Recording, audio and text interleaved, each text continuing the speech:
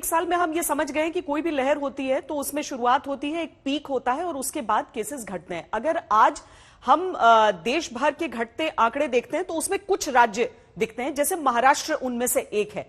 क्या जो 4-5 दिन के आंकड़े हैं या हफ्ते भर के जो आंकड़े हैं वो अगर एक प्लेटू या एक नीचे की तरफ आता हुआ दिखता है तो क्या हम समझें कि महाराष्ट्र जैसे राज्य में अब पीक का समय आ गया है और इसके बाद स्थिति बेहतर होगी, या जल्दी है ये जज करना? नहीं, आपने श्वेता जी बिल्कुल सही कहा।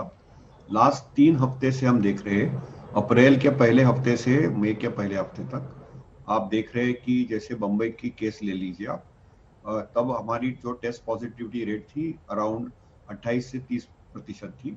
अभी वो कम होके ये हफ्ते में करीबन आई है 10% पे।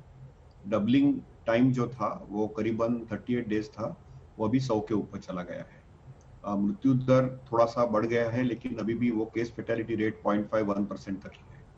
और ओवरऑल नंबर ऑफ केसेस जो 11-12 हजार थे हफ्ते में, पहले हफ्ते में अप्रैल के, अभी मई के पहले हफ्ते में वो कम होके 3-4 हजार पे आ गए हैं। तो आंकड़े भी देखेंगे, नंबर्स भी देखेंगे तो ये 4 हफ्ते में एक तो चीज दिखते है कि रफ्तार थोड़ी कम हुई है मुंबई में। और महाराष्ट्र में से 13 या 14 जिले हैं, वहां पे हम देख रहे हैं उसमें से 8-10 जिलों में अभी भी प्रादुर्भाव है, कोविड है, और अभी भी वो प्लेटू पे है।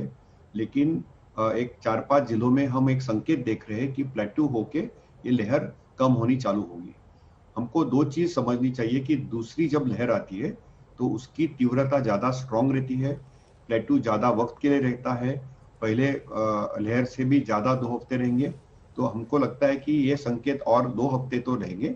लेकिन 2 चीज मैं आपको स्पष्ट बोल सकता हूँ कि ये लहर कोई राज्यों के कोई डिस्ट्रिक्ट्स में कम हो रही है, और बंबई उसका एक उदाहरण है। जैसे आप केरल भी देखेंगे तो केरल में केसेस काफी ज्यादा थी मार्च में, और अप्रैल से उनकी प्लेटू होके अभी उनकी लहर अभी लगभग निकल गई है। तो हमको 2-3 अच्छे संकेत दे रहे हैं, और यही भारतवंश में भी होगा। जैसे नॉर्थ इंडिया में दिल्ली वगैरह है, 2 हफ्ते के बाद हम देखेंगे कि वहां पे भी केसेस प्लेटू होके स्लोली वो कम होने चालू होंगे। लेकिन उसके ऊपर 2 चीज है।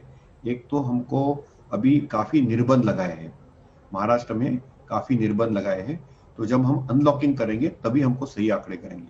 दूसरी चीज है कि हमको टेस्टिंग का जो परसेंटेज है वो कम नहीं करना चाहिए। मुंबई में अभी हम करीबन 40-50 हजार टेस्ट कर रहे हैं, बीच बीच में टेस्ट का आंकड़ा करने का 20-25 हजार तक आ जाता है, वो नहीं होना चाहिए।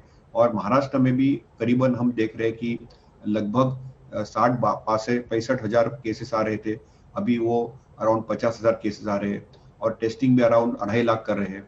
तो टेस्टिंग का आंकड़ा नहीं कम करके एक संकेत तो निश्चित दिखता है कि ये लहर है, ये तो नीचे आनी है। जैसे लहर ऊपर आती है वैसे वो प्लेटू होती है, प्लेटू होके नीचे आती है। तो पहले संकेत दिखने लगे हमको कि ये लहर उतरेगी। एटलीस्ट महाराष्ट्र में तो वो कम होने के संकेत दिख रहे हैं हमको, लेकिन अभी भी हमको 2 हफ्ते लगेंगे। लेकिन स्पष्ट है अभी कि ये डायरेक्शन तो डाउनवर्ड ट्रेंड में है।